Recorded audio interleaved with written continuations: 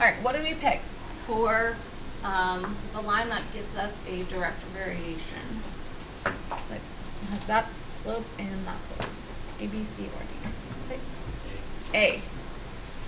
Some of you on your bell work, I didn't take off points this last time, but I want to reiterate, I will when I collect them in 2 weeks. Some of you are just writing down A. There's no way for you to know that A is a direct variation without doing some sort of work. Okay, you need to have work shown for the majority of the questions that are multiple choice. So if you're given a point and the slope, you should be starting with point slope form. And you would really need to test all of these, but as soon as you got one that works, you know that's the answer, which left out because that was option A. Now, had the answer been D, you would have actually had to test all 4 of them to get to find one that works. The reason that this works is that when we distribute and rearrange it to get it into slope-intercept form, it does follow the formula for direct variation, which is y equals kx, technically plus 0. So whenever you distribute this,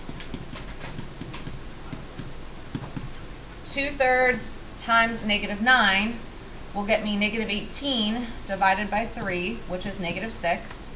And then whenever we add 6 to both sides, we will get 2/3 x, technically plus 0. Okay.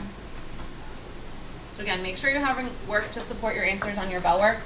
Because I always do it on mine, and if yours doesn't have work to support your answer next week, I am not going to give you a point. So you'll start losing points on your bell right now.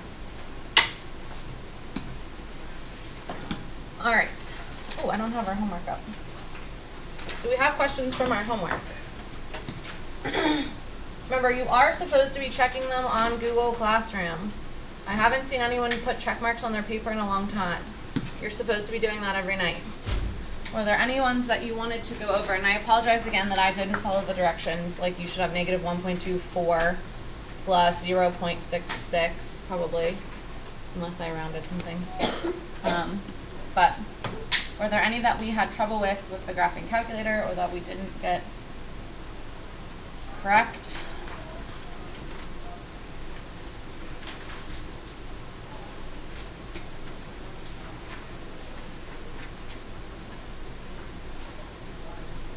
Garrett? Number 2. Okay, number 2. Did you get the wrong equation? Yeah? Yeah, I got that wrong. Okay. Does it look similar, but just the numbers are different, slightly different, like smaller? I got 90.629x minus 179,900. Okay, then if you're off by that little amount, you probably just inputted one of the numbers wrong. Because if it's that close. Now, some people will type in like 97, 98, 99 instead of 1997, and that will also get you a different answer. But in the directions, they didn't tell us to do that, so we type it in exactly as is. Did everyone else get this answer? Just to make sure I didn't make a mistake. The majority of you got this. So you probably maybe, like, you literally could have transposed like maybe 1533 instead of 1553. Like, just one small number probably threw you off. But since you're that close, I'm thinking it was something really small. Okay. Other ones? We feel good with the calculator so far? Okay, we're going to add things to it today. So, all right. Today we're looking at our absolute value graphs, which some of you saw these in Algebra 1, some of you didn't. So the absolute value equations are really 2 linear functions put together, and they make a V-shaped graph. So when you see, this is called the parent function.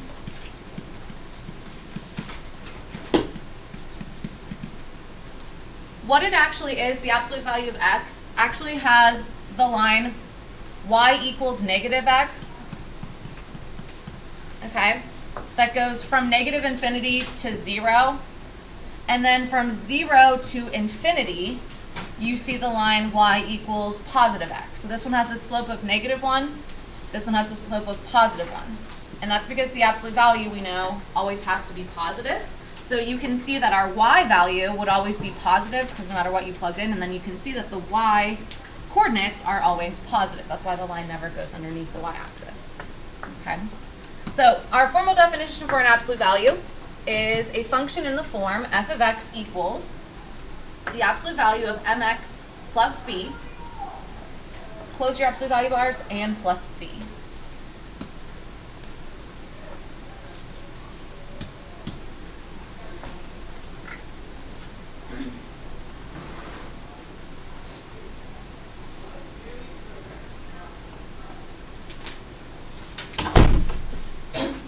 Now tomorrow we'll also see ones that have a stretch involved, and there'll be like an a variable in the front, okay, which will affect kind of the slope of the lines a little bit. But for today, we're just going to be focusing on ones that don't have any stretches or strings. So when you're looking at this function, we're going to use a formula to calculate what the vertex is. The vertex is where the v meets, okay? But sometimes this v will be upside down if it's been reflected.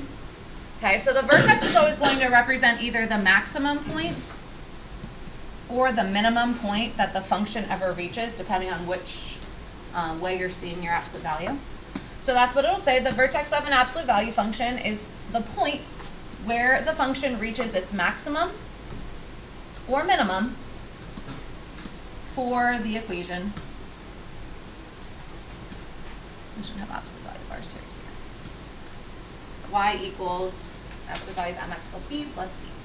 And you can kind of interchange whether you use y equals or f of x equals. Those are both function notations. The formula to find the vertex is as follows. Negative b over m, comma c. So it's the opposite of b over m is the x-coordinate of the vertex, and then c will be our y value for the vertex. So the vertex is an ordered pair. It's a point. You will need to memorize this formula.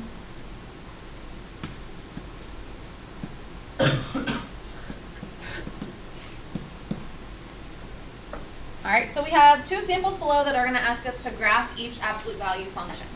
Okay, what we're going to do to graph the absolute value function is we are first going to find the vertex, and we will do that using the formula, negative b over m, comma c.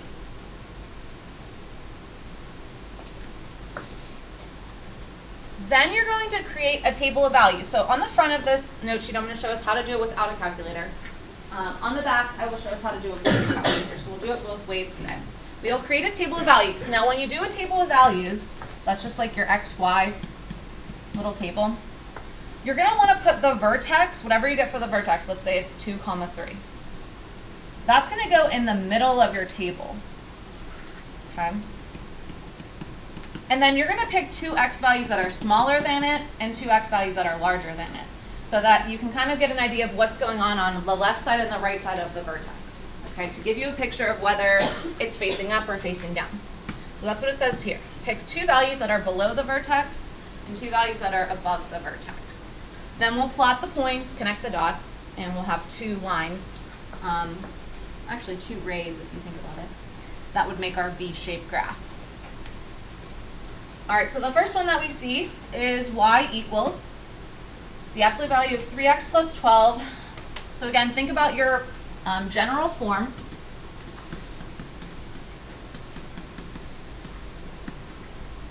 All right, so we can see that this is our m value, this is our b value, and we don't see a plus c, so technically there's a plus 0 here, which would be our c.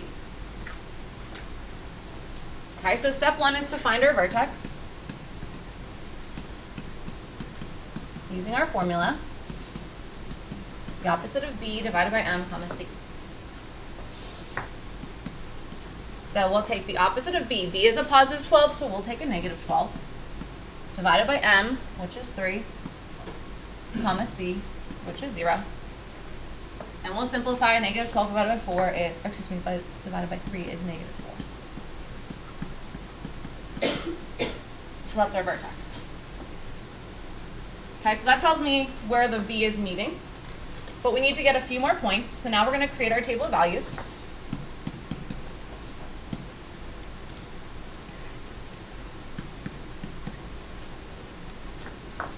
Again, the vertex is going to go into the middle of my table.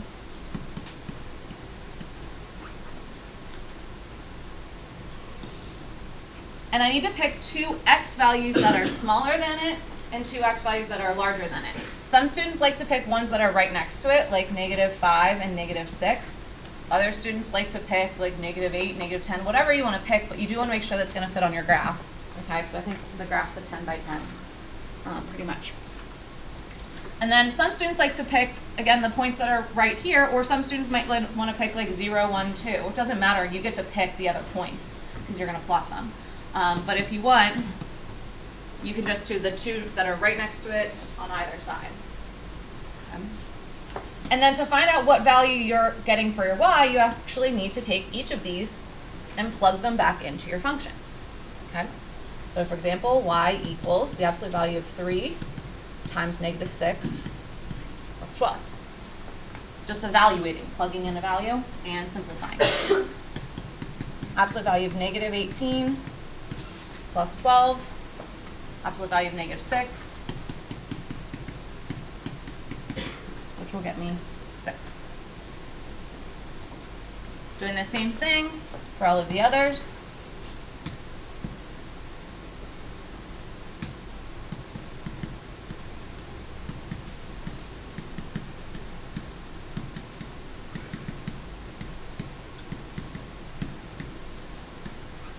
Should get 3. Now, if the vertex is on a actual integer and not a fraction, you will notice symmetry. Okay, you'll notice that you should get these values to match. So this should be 3 and this should be 6, but you do want to verify it algebraically by plugging in. So we'll get -9 plus 12, which will get me 3. The absolute value of 3 is 3.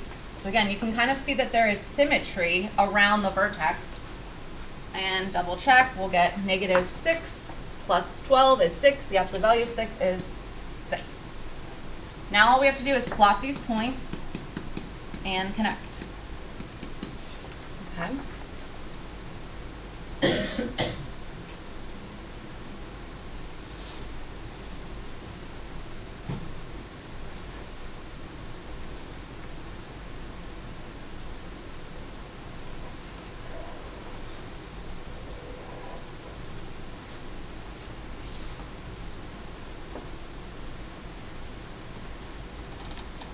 Make sure you do connect them and have arrows at the tips to show they go on forever and ever and ever. So again, this is like a ray going this way and a ray going that way, but it's part of a line pieced together. Now, looking back at the equation, does anyone notice like a faster way we could have come up with that rather than doing the table of values? We have to do the vertex to find the vertex, but is there something you notice about the equation and something you notice about the graph that could have saved us possibly sometime? What's m stand for normally in a linear equation? M. Abby? The slope.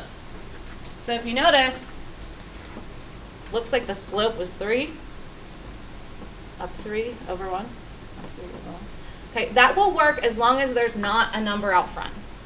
Okay, tomorrow and possibly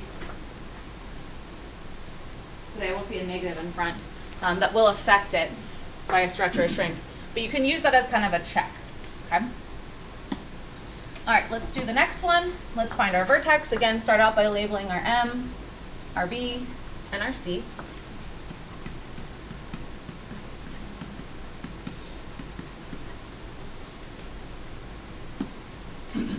So we will get -5 over 2, 2. So the vertex is -2.5, 2. Now, because the vertex has fallen on a decimal, okay, a rational number, you're not going to necessarily see the symmetry. The symmetry will still be there once you graph the picture, but when you pick numbers, you're not going to get those matching values because they won't be equidistant. Okay, so when we do our table of values here, Again, I'm going to take my vertex, I'm going to put it in the middle of my table. I don't make the parentheses.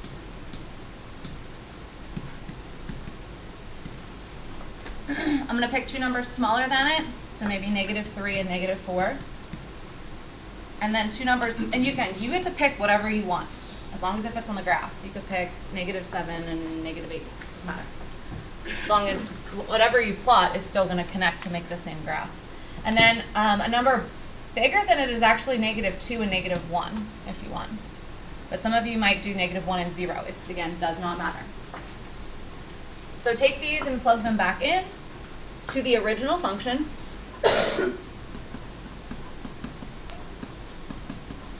And I'm going to let you guys finish out that section. And then plot your points and connect your lines.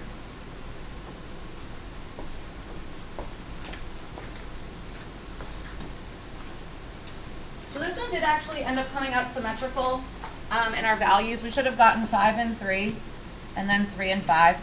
And that was because I picked x values that were the same distance away. So like this is 0.5 away, this is 0.5 away. This is 1.5 away, this is 1.5 away. So that's why. But if you were to pick, let's say, -1 and 0, okay, you would get 5 and 7. Okay, and you would notice that they weren't symmetrical. It doesn't matter if that happens in your table. Once you plot the points and connect the dots, it's going to form the same graph no matter which points you pick. Okay, so if you pick values in your table and that doesn't match up, that doesn't mean you did it wrong. Okay, it just means that when you graph them, they're not going to be right across from each other, but when you connect your lines, it'll still appear symmetrical. So whenever you plotted this, -2.5, 2, so that'll be on a half space.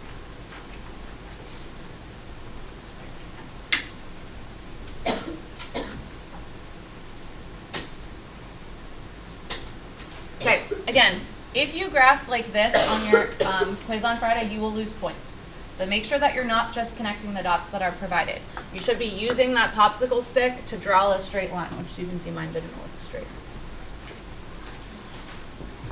Okay, but you do want to kind of try to make it as accurate as possible so that in case you wanted to predict what's the y value when x is 2, that you have a straight line that you could actually look at that graph and estimate. Now, real quick, in terms of the graphing calculator, your graphing calculator does have the ability to do absolute values for you. So go ahead and grab your graphing calculator, pull it out.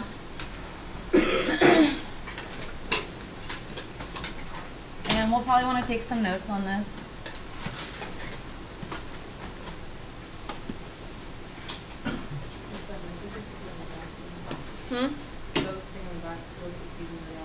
Yes, but I'm going to teach you something else before that. Okay, on the back it's going to teach you how to graph the graph on the calculator. But if you just wanted to evaluate, to get your absolute value function, you are going to press the math key first.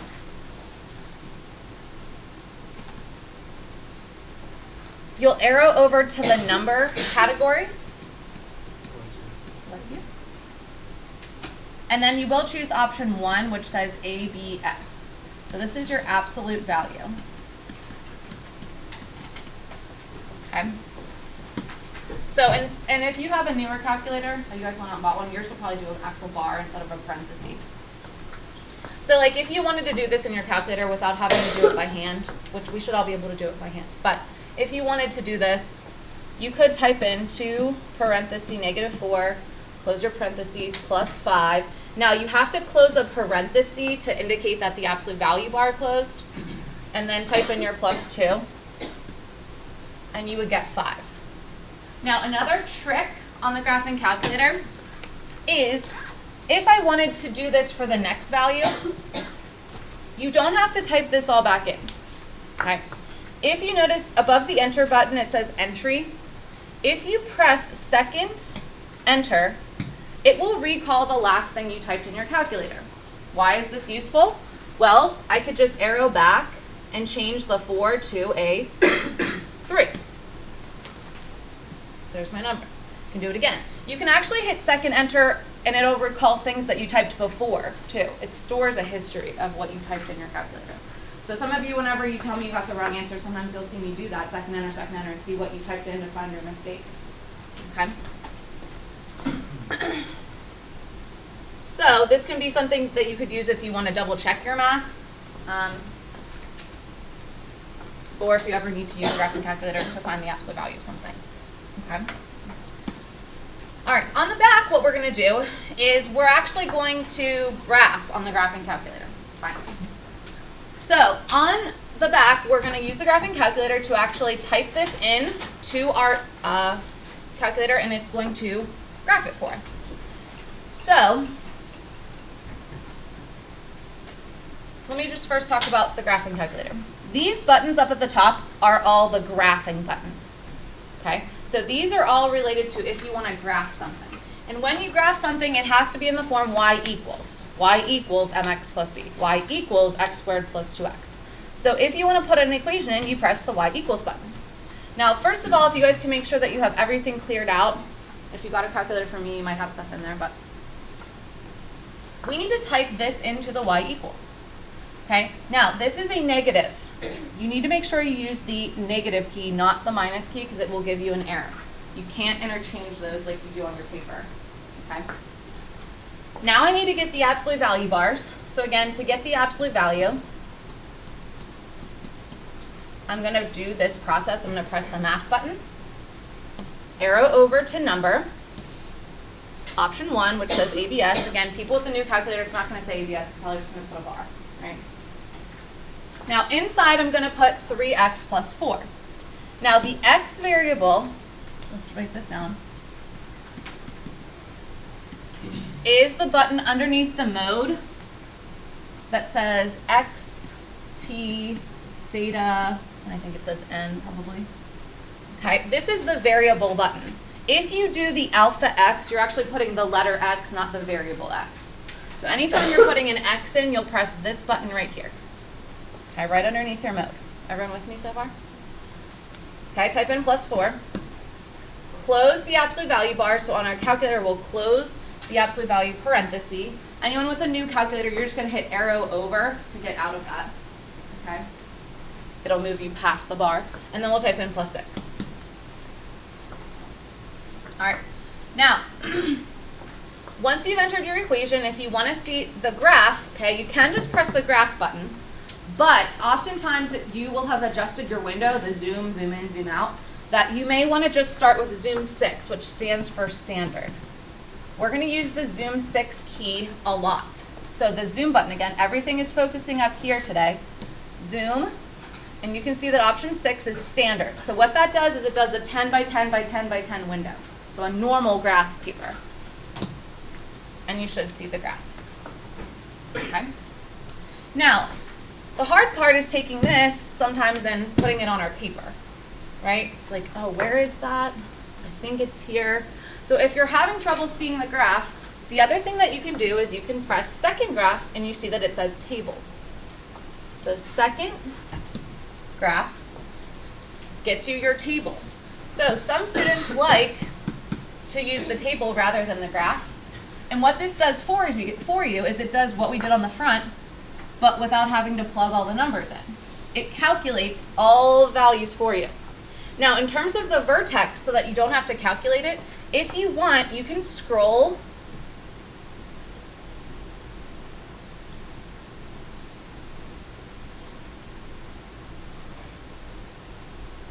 and this one doesn't work out well. A lot of times with the vertex, you'll see that symmetry.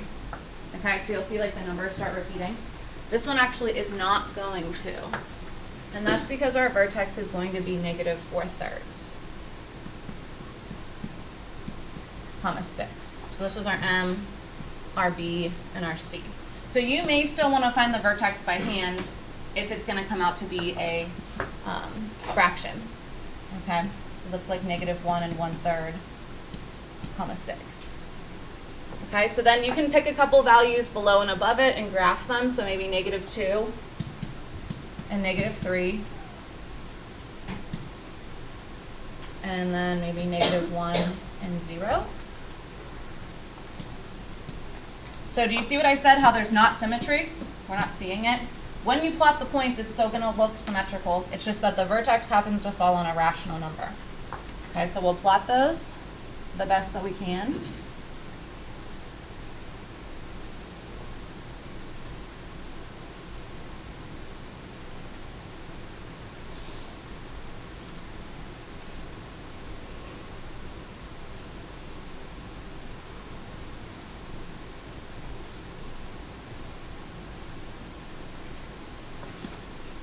So again, looking at these, you're like, that doesn't look like it's going to be symmetrical. But as soon as you take and draw in your lines through those points, let's not make a super bold line.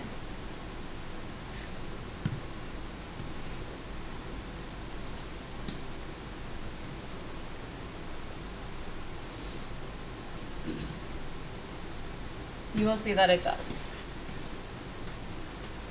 Okay. And again, there's always going to be a little bit of an element of error whenever you're estimating where 1/3 is on your graph paper. Okay, so this one is one that's facing downward, and that's actually because of this negative, which we'll learn tomorrow is called a reflection across the x-axis. Okay, let's go ahead and do the next one. So in the graphing calculator, if we're doing this with our graphing calculator, we go back to our y equals button. We hit clear to get rid of that. We're going to type in the new function. So first I need a negative. Then I need my absolute value. So I press math, arrow over to number. Oops. Option 1, which is ABS. Inside the absolute value, we have our x, which again is right under the mode. Close your absolute value, which is your parenthesis, and then plus 5. Okay. Again, you can just press the graph button because we already are at zoom 6, but if not, you can always reset the graph with zoom 6. And here's our picture, which a lot of you would probably be able to go ahead and just plot this if you want to. You can see that it starts at 5.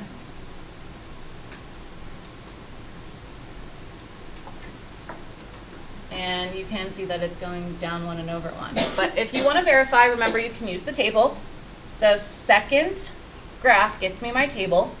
Now this table is different than what we did yesterday where we put in L1 and L2. Okay, that was a table that you inputted values. This is a table that calculates all the values for you. Okay? Now you should notice the vertex. If you scroll a little bit, you'll see the symmetry. Right? So you don't actually have to find the vertex using the formula. You could just look at the graphing calculator. And then just plot some of these points. So 0, 5, negative 1, 4,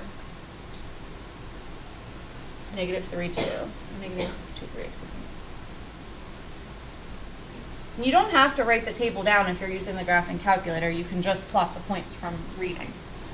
Okay. See if you guys can try the last one while I pass out your homework. Type it into your graphing calculator.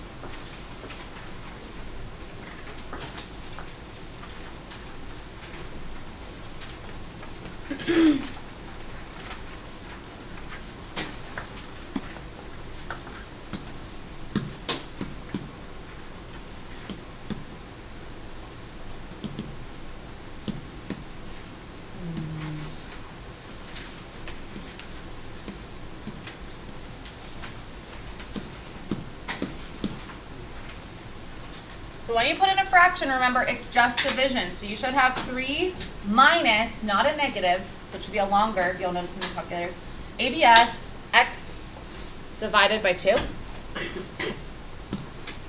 Our graph should look something like that.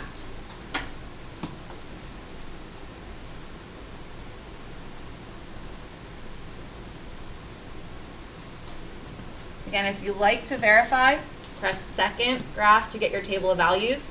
Now, since they fall on half spaces, you'll notice that I chose to plot the whole space ones, just so I didn't have to plot half spaces, but you can plot whatever you want. You'll also notice that the slope here is kind of going negative 1, down 1 over 2, down 1 over 2, because this is really like 1/2 x. Okay, so you can use the slope as kind of like a little indicator that you did it correctly. Okay, now on the homework, 29 through 32 are matching. See how it's like a graphing calculator screen?